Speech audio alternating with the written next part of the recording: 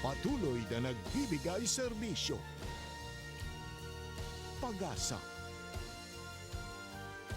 at saya. GMA Regional TV. Kapuso ng bawat Pilipino.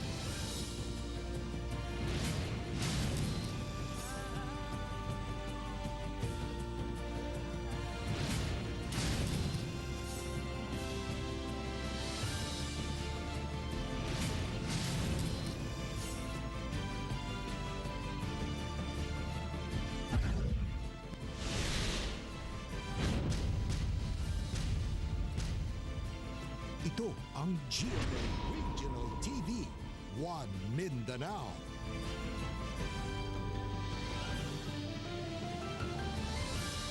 May hapon Mindanao, kini ang GMA Regional TV 1 Mindanao. Hatod namong pinakadagkog, pinakulaing balita sa Mindanao. Ako si Teco Campo. Sara Hilomen Velasco. Real Suroche, live gikan din sa GMA Davao Complex.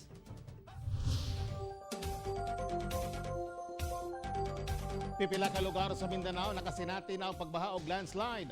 Nakasulod na sa Philippine Area of Responsibility o PAR ang labing unang bagyo sa nasod karong tuiga nga gitawag og Tropical Depression Auring. Ani ang detalye. 28 ka mga pamilyang apektado sa pagbaha sa barangay Baluntay sa Alabel, Sarangani Province Martes sa gabi. Tungod sa kusog nga ulan, nag-abot na ang Maribulan ug Buayan River hinungdang gibaha ang mga nagpuyo duol sa maong mga lugar. Mihatag gilayon og rasyon og relief goods ang Alabel LGU. Panawagan sa mga nabahaan, i-relocate sila sa mas luwas nga lugar aron malikay sa baha. Mag 12 years na gud ko diri. Sige lang magsaad nga naami relocation, mao gid ta na imong gipangayo. Ay kung naagoy relocation nganong dili manggod.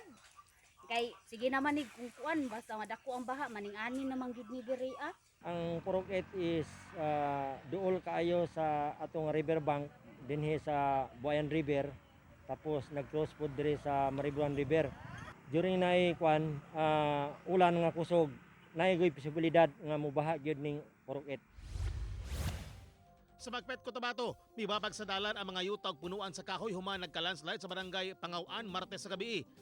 Nagpaabot pag usa ka oras sa mga motorista human makuha sa mga sakop sa MDRRMO ang mga yuta ug punuan nga miali sa kalsada. Sa makilala Cotabato gyapon, nabalda ang dagan sa mga sakyanan human matumbang usa ka punuan sa kahoy tunga sa kalsada. Mitabang na ang kapulisan sa clearing operation. Wala inoy nasamdan sa panghitabo ug gilayaw nakaagi ang mga sakyanan human mahawan ang dalan. Mihumok kuno ang yuta sa duha ka lugar tungod sa walay puwas nga pag-ulan. Tail end of frontal system gyapon ang nakaapekto sa panahon sa Mindanao. Apan lauma makasinati og kusog nga hangin ug mga pag-ulan sa Caraga region ug Northern Mindanao ugma resulta sa trough o extension sa bagyong Auring nga nakasulod na sa PAR 900 kilometers east sa hinatuan Surigao del Sur. Giabisuan usab ang mga taga Mindanao nga magbabalentayon sa kalit nga pagdaot sa panahon. Mag-landfall siya over sa Caraga on Saturday evening or Sunday morning, pero as tropical storm na siya. So medyo intensify siya, medyo mukusog-kusog siya kaysa karon man gud na pa siya sa dagat. So maybe by early as Friday, karong Biyernes, pwede ta magtaas og tropical cyclone warning signal number 1 over sa Caraga ug sa Davao region. Kauban si Jojo Solarte sa kamera. Ako si Teco Campo para sa One Mindanao.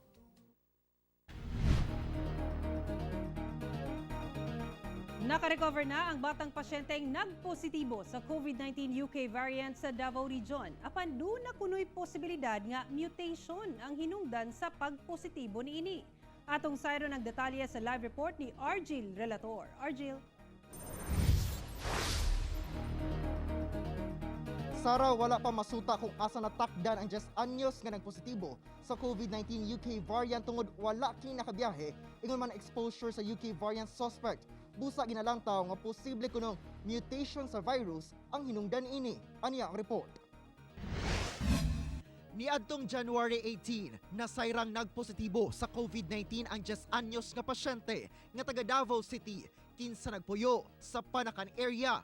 Katong iyang grandmother diabetic na nagpositive, pero immediately after na naibaw ang nagpositive, she was confined to Malta General Hospital, in which she stayed for 16 days bago siya na step down sa UP Faculty Staff House facility to complete the 21 days.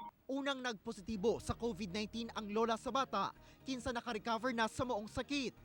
Dihang nagpositibo ang bata, gilayon kining gi-confine sa isolation facility sulod sa 10 ka adlaw. Ang nahibiling 4 ka adlaw sa quarantine didto na sa ilang gipuy-an sa Panakan. Niadtong Biyernes lang nigula ang resulta nga positibo sab kini sa B117 o UK variant sa virus. Gil-lockdown na sab ang barbershop nga gitrabahuan sa amahan sa bata. Negative hinuon ang maginikanan sa bata sa RT-PCR test. Mao tunay nga ingon sa atong expert sa Epidemiologic Bureau nga imposible daw nga makakuha siya ingon ani nga variant kung walay contact, pero wala gid tay makuha ani based on history. Probably this patient had developed a mutation. Sara, parayon pa ginasuta kung asa posibleng nakuha sa maong bata ang UK variant kay wala man ta kini travel history ingon man direct contact sa pasyenteng positibo sa UK variant. February 1 pa dihang fully recovered na ang maong batang pasyente. O sa explanation pa ni Dr. Ashley nga sa virus gidaw nagamitit gidaw na siya even after 2 weeks or even after a month. Kay lagi sa maong pasyente wala sila nakita no or very low risk ang ilang nakita for outside transmission. Kay lagi ang kabanay sa maong pasyente wala kay nagagawas gani ang inahaniya naga-online job lang busa sa balay lang og negatibo pud silang tanan gawas lang sa bata o katong sa lola. Apan ang bata lang ang infected no sa UK variant. Busa karon recommended silang tanan for additional 14 days nga quarantine aron masiguro nga wala gyud transmission sa COVID-19 UK variant dinhi sa Davao City pa. Sara. Okay, dagang salamat, Argil Relator. Kapin 109.5 milyon na ang mga kaso sa COVID-19 sa tibuok kalibutan sa Pilipinas. Sobra 553,000 na ang nataptan o kapin 52,300 nini taga Mindanao. Lapas 109,532,000 na ang naigog COVID-19 sa tibuok kalibutan. Kapin 61,601,000 na ang recoveries og sobra 2,419,000 ang namatay. Sa Pilipinas, 1,184 ang bagong kaso sa COVID-19. Busa ang kinatibuk ang ihap, 553,424 na. 29,814 ang aktibong kaso, human 512,033 ang naka-recover, o 11,577 ang namatay. Og 52,367 na ang dunay COVID-19 sa Mindanao. 5,762 ang aktibong kaso, human 44,566 ang naayo na, og 2,039 ang namatay.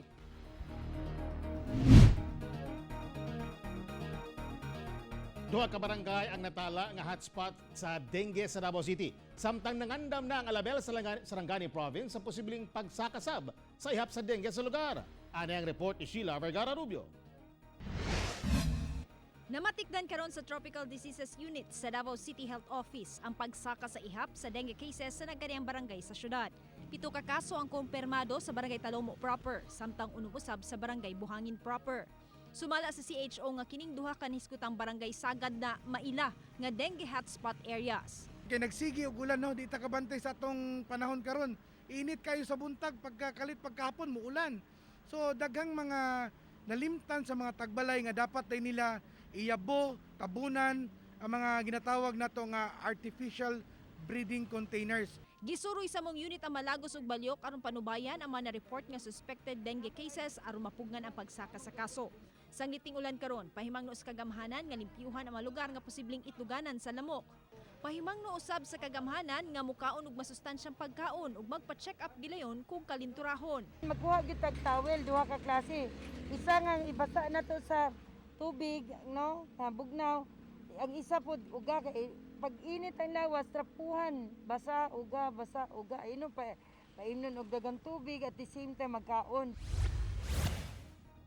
Sa Alabel, Sarangani Province, sulod sa 2 ka bulan karong tuiga unom ang natalang nagkasakit og dengue sa lungsod kung asa 5 niini natala sa Purok 6, Barangay Baluntay.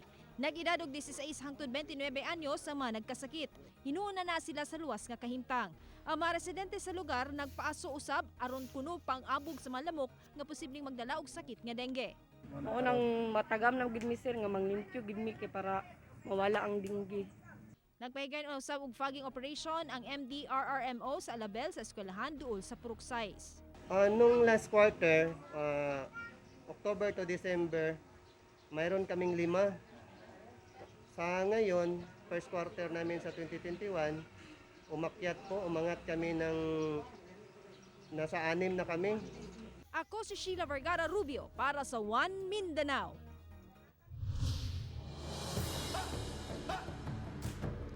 Sa gunsong bypass operation ang gipahigayon sa otoridad sa Davao City. Lakip sa mga nadakpan, usa ka teacher ug usa ka nurse sa DOH. Ani ang detalye. Gidakop ang usa ka 51 anyos nga public school teacher nga si Analisa Asas, residente sa Panakan, Davao City. Human nakuha kanya ang 4 ka sachet sa gisuspitsa ang shabu nga dunay gibugatong 10 gramos. Ana kini market value nga 160,000 pesos. Sa Boulevard, Davao City, bungkag ang usa ka giingong drug den sa Purok 5, Barangay 37D, Davao City. Sikop ang tulo nga giingong caretaker nga sila Roldan Rabina, Glenn Rabina o Rene Sumili. Gidakop sab ang mga gituohang parokyano nga sila Cesar Custodio, Arnel Credo o Ronald Acosta. Nakuha kanilang 12 ka sachet sa giingong shabu nga nagkantidad og 90,000 pesos, drug paraphernalia o kwarta. Sa Maa, Davao City, nakuha ang 48,000 pesos ka kantidad sa gitong illegal nga droga gikan kay Rico Cansancio, 46 anyos, residente sa nasayrang lugar. Ang dinakpan gilang usa ka street level target sa otoridad. Hulog usab sa kamot sa kapulisan ang usa ka nurse sa DOH nga naka-assign isip surveillance officer sa City Health Office sa Davao City. Human napalitan og gituohang shabu. Dinakpan gilang si Catherine Dehilio, residente sa Indangan, Davao City. Nakuha gikan sa dinakpan ang 80,000 pesos nga street value sa suspected shabu. Top 7 sa regional level sa drugs watch list si Dehilio, kinsa nadakpan ang kaniadto sa susamang kaso. Ako si Real Soroche para sa One Mindanao. Emosyonal nga gisaysay sa usa ka bombero ang palisuray nga pag-rescue sa 4 ka biktima sa sunog sa Laverna, Buhangin, Davao City. Samtang BFP Davao nag-awag sa publiko nga magpahigayon usab og fire drill sa ilang panimalay. Anang report ni John D. Esteban.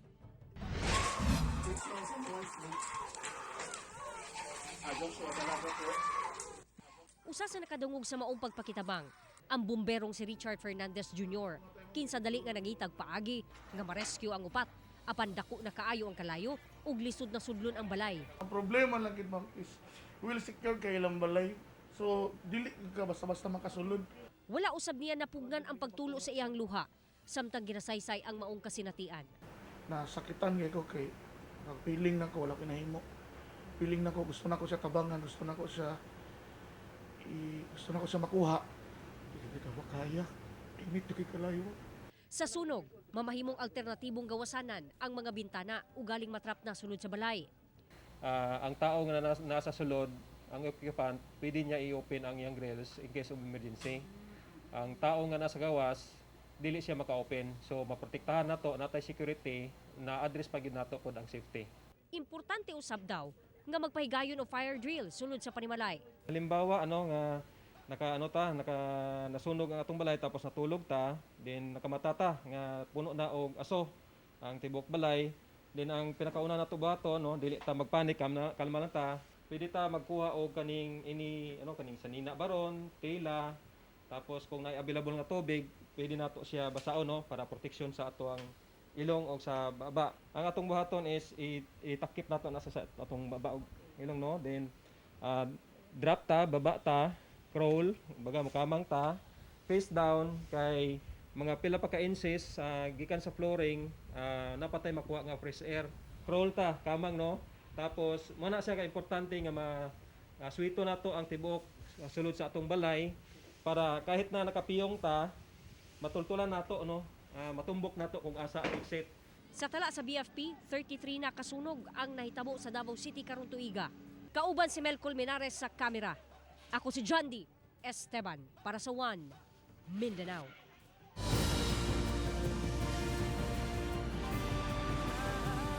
Ito ang GMA Regional TV, One Mindanao.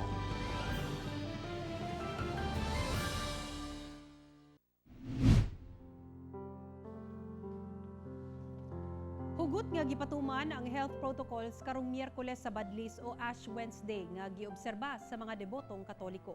Ani report ni Sheila Vergara Rubio. Hingpit na nga nagsugod ang Kwaresma kon Lenten season karong adlawa, pinaagi sa pagpahigayon sa Ash Wednesday kon Miyerkules sa Badlis.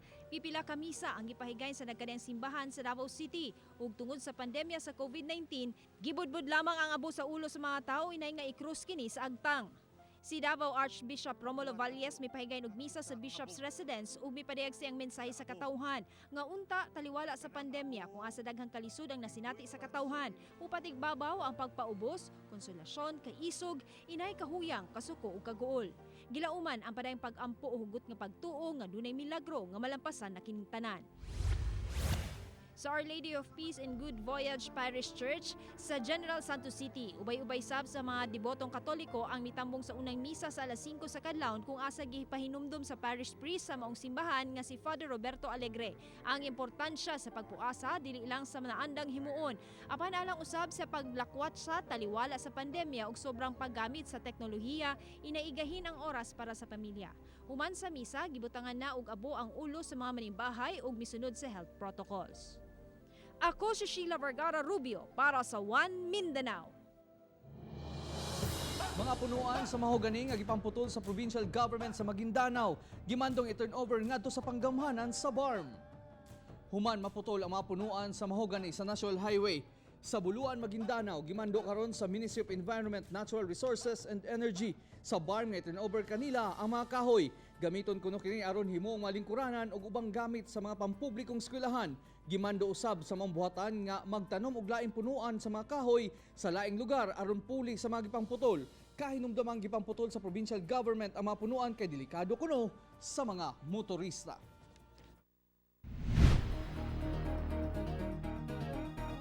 QR code ipatuman na sa Cogon Market sa Cagayan de Oro City. Atong sayron ang detalye sa live report ni Cyril Chavez. Cyril. Yes, Real, sugod karong adlaw nagsugod na ang dry run sa pag-implementar sa QR code system alang sa mga buot mosulod sa merkado sa Cogon dinhi sa Cagayan de Oro City. Gisugda na sa pagpatuman sa City Economic and Enterprise Division kon CEED sa Cagayan de Oro City ang QR code scanning sa mga mosulod sa merkado sa Cogon. Tumong sa ahensya aron mas paspas ug mapalapdan ang contact tracing sa mga kaso sa COVID-19. Tungod dry run pa lamang kini, makapamalengke pa ang walay QR code. Apan, giabisuhan silang mukuha og QR code sa labing daling panahon. Mamahimong mangayo og form sa opisina sa CEED nga anaa sa ikaduhang andana sa merkado aron makaproseso sa ilahang QR code. Importante kani siya kaayo kay kini man ang mahimo kini nato nga pamaagi sa pag-contact tracing sa mga tao nga mosulod sa merkado kay lagi na pa man si COVID. Unsa kaha ang masulti sa pipila ka mga Cagayanon sa mong sistema? Para sa ko okay ra man Japon ug kuan kay para safety ra man pud na sa atong tanan, di ba? Makalikay makatabang gyud sa kuan kanang mga sakit nga dili kay makabantay ang mga tao. Nanawagan ang CEED karon nga mokooperar ang tanan sa mong sistema aron makatabang sa pagpakgang sa COVID-19. Padayon sab ang monitoring nga ginahimo sa mga personahe sulod sa merkado aron masiguro nga mapatuman ang minimum health standard. Real sigon sa CEED nga nakatakda sab sila magpatuman sa QR code system sa kamerkaduhan sa Carmen ug sa Puerto. Igo na lamang nila ginapaabot karon ang mga dugang scanning devices aron mapatuman na kini. Busa panawagan nila sa mga Cagayanon nga buot mamalengke sa dinya sa Dakbayan nga iandam ang ilahang mga QR code kung musulod sila sa kamerkaduhan. Real. Okay, daghang salamat Cyril Chavez. Gipasalig ni National IATF Chief Implementer ug Vaccine Czar Carlito Garvez Jr. nga mahatagan og saktong allocation sa COVID-19 vaccine ng Davao City kausa sa unang magpatuman og COVID-19 vaccination program sa nasod gawa sa Cebu ug Metro Manila. Anang report ni Argil Relator. Sa 800,000 ga-target population nga mabakunahan sa Davao City sa first phase, ginalantaw na ni Vaccine Czar Secretary Carlito Galvez Jr. nga mag-allocate og sakto nga COVID-19 vaccine sa Davao City aron maprotektahan ang healthcare workers og vulnerable sectors. Sa supply sa bakuna sa nasod, gawa sa mga bakuna gikan sa COVAX, kung maaprobahan na ang emergency use authorization, naasay paabutay nga Sinovac nga kapington kulang 1.6 million doses karong bulana ug sa Mayo. 17 million doses sa AstraZeneca ang na-order sa Pilipinas, diin 11 million ang makuha sa LGU ug 6 million ang sa private sector. Doon na sa gi-offer ang Serum Institute of India nga Novavax nga 10 million doses nga pwede paghatian sa private sector ug mga LGU. Based doon sa latest po natin, yung COVAX nga po ay magbibigay sa atin ng more or less 5.2 to 9.3 na vaccines ng AstraZeneca at saka ng Pfizer. Ang kanilang pong expected na arrival is this coming February and March.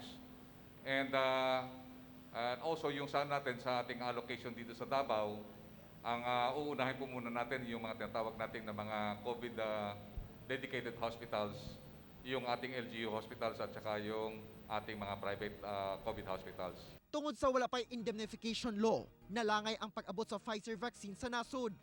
Nagtinguha kini nga kung dunay negatibong epekto ang bakuna sa lawas sa tao, gisigurong mahatagan og compensation ang pasyente.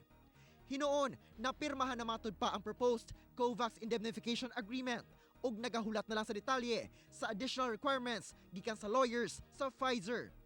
They are working very hard na magkaroon po tayo ng tinatawag nating indemnification clause sa mga ginagawa po ng bill, ng Senate bill at saka yung ating mga Congress bill ngayon para magkaroon po tayo ng at least yung recommendation po ng DOF, magkaroon po tayo ng indemnification fund na more or less 500 million para sa ating mga future adverse effect beneficiaries. Una na ibutyag sa Malacanang nga ang PhilHealth maoy musalo sa paghatag og compensation sa mga makabati og adverse effects sa bakuna. Ako si Argil Relator para sa One Mindanao. Tulo ka mga lagyong barangay sa Davao City ang giila karon nga critical risk barangay sigon sa latest barangay classification sa COVID-19 cases sa syudad. Ania report ni Sheila Vergara Rubio. Subay sa latest barangay classification sa mga aktibong kaso sa COVID-19 sa Davao City, critical risk area sukad Pebrero 15 ang Baguio proper, sa Lapawan sa Cotabato District ug Tugbok proper. Upat ang high-risk barangays ug kini mao ang 11B, 14B, 39D ug Malabog. 12 ang high-risk areas base sa kaduol sa critical risk area ug kini mao ang Anggalan, Kadalian, Baguio District, Catalunan Grande, Los Amigos, Malagos, Manambulan, Mapula, Pandaitan, Takunan, Tapak, Tawan-Tawan ug Ula. 14 ang moderate risk areas ug kini mao ang 22C, 28C, 31D, 33D, 35D, Bago-Oshiro, Bato, Bunawan proper, Daliao, Mintal, Sirawan, Tigato, Vihison Senior ug Wines. 20 usabang moderate risk areas base sa kaduol sa high-risk barangays ug kini mao ang 1A, 2A, 10A, 12B, 13B, 15B, 16B, 19B, 30C, 37D, 38D, 40D, Bukana, Lumyad, Mabuhay, Megkawayan, Panyalom, Pakibato proper, Saloy ug Sumimaw. Samtang ang 129 ka barangay nga wala na mention giila nga low and minimal risk areas. Ako si Sheila Vergara Rubio para sa One Mindanao.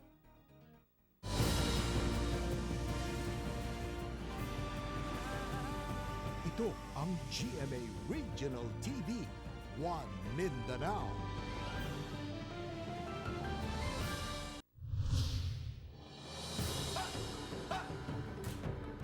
Anaa sa unom ka mga drug personalities sa Cagayan de Oro City ang nadakpan sa managlaing bypass operation nga gikasa sa PIDEA. Dugang detalye sa report ni Cyril Chavez. Nabungkag ang drug den nga gipadagan nila Christopher Dave Onabia ug Jesse Mamaril. Human sila madakpan atol sa bypass operation sa Philippine Drug Enforcement Agency o PIDEA Misamis Oriental atol sa bypass operation sa Pro 4 Puerto Cagayan de Oro City. Nakipsab sa nadakpan sila Virgilio Payusan Jr., Arnold Sambaan ug Joseph Pasana kinsa anasab sa drug den niadtong tungura. Nakuha gikan sa mga dinakpan ang sobra na 10 ka gramo sa sabu nga mokantidad ngadto sa 68,000 pesos. Naaktuhan pa sa otoridad ang mga dinakpan nga gagamit og ilegal nga droga. Samtang dakpan sab si Rodolfo sa Arenas alias Jack usa ka kanhi piniriso og membro sa usa ka drug group diyang mapalitan kini og droga atol sa gihimong bypass operation sa Zone 6 Barangay Bugo, Cagayan de Oro City. Baguhay lang nakagawas ang suspect niadtong 2019 ug mibalik kuno sa pagbaligya og ilegal nga droga. Nakuhaan pa kini og suspected sabu nga mobalor sa 34,000 pesos. Kasong paglapas sa Comprehensive Dangerous Drugs Act ang atubangon sa mga dinakpan. Ako si Cyril Chavez para sa One Mindanao. Sa Taguluan, Misamis Oriental, usa ka truck nga dunay mga kargang troso na aksidente. Pipila ka mapahinante na samdan. Nahulog sa pangpang kining usa ka truck nga dunay dalang mga troso sa Bukerong Bahin sa Barangay Rosario sa Taguluan, Misamis Oriental, Martes mag-alauna na sa hapon. Sa pagresponde sa MDRRMO sa lugar, gilang gipangdala ang mga samdang pahinante sa ospital din sagad luwas na ang kahimtang. Nasa airang nawadan og kontrol sa manobela ang driver tungod sa kadanlog sa lapok sa karsada resulta sa pagulan. Panawagan sa otoridad ngadto sa mga motorista nga mag-amping kanunay sa pagmaneho nga aron malikay sa disgrasya. Mga wild birds gikan sa wetland area sa Sultan Kudarat Province ginabaligya dili para himong alaga apan alternatibo kunong karne sa manok. Anang report. Mao kini ang mga talagsaong langgam nga ginabaligya sa National Highway sa Esperanza, Sultan Kudarat. Ang maumatang sa langgam gitawag og kuro o ilado sa tawag nga common Philippine moorhen, water hen ug swamp chicken. Dili ni ginabaligya aron alagaan apan para lutuon. Sagad luto kuno niini adobo. Ginabaligya lamang kini og tag 50 pesos ang buok. Busa daw nahimo kining alternatibong karne sa manok nga misa ka na usab ang presyo sa merkado. Apan pahimangno sa Department of Environment and Natural Resources nga bawal kining dakpon, ibaligya ug kaunon subay sa Republic Act 9147 o Wildlife Conservation and Protection Act. Ako si Sara Hilomen Velasco para sa One Mindanao. Mga kapuso, way puwas ang among pagkatunog balita. Bisitahi ang www.gmaregionaltv.com ug mag-subscribe sa official YouTube channel sa GMA Regional TV. Busa mga kapuso, ayo paulahi sa madagong balita sa nagkatayang reyon sa nasod, subscribe na. Ug mo kato mo balita sa Mindanao karong adlaw. Ako si Real Soroche. Daghang salamat sa inyong kanunay nga paguban kanamo matag adlaw. Ako si Sara Hilomen Velasco. Tungod mga balita sa atong palibot, importante alang kanamo. Kini ang GMA Regional TV 1 Mindanao. Teko Campo, buong puso para sa Pilipino.